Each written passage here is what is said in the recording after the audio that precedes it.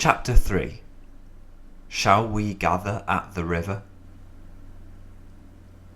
I can't be exactly certain when Kelvin Douglas was first noticed.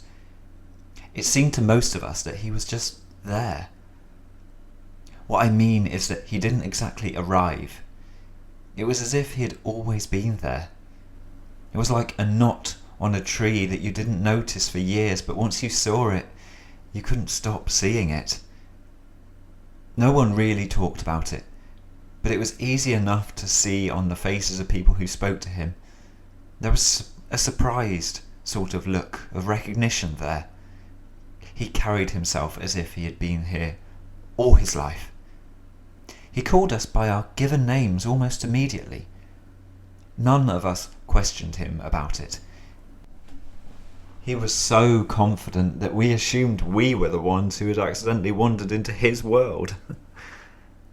That was one of the other odd things about Kelvin Douglas. When he wasn't right in your face, you didn't think of him at all. You almost didn't know he existed at all. He was the embodiment of out of sight, out of mind. It's hard to describe him because of how not there he was. The best I can do is to say one day he wasn't there and the next he was. Unassuming, quiet, polite, and charming in his own way. The one thing I can say for sure is that he had a very beatific voice, and he was always whistling or singing some hymn as he passed by, his favourite being, "Shall we gather at the river?" When you heard him, which was long before you saw him, you felt yourself drawn to water.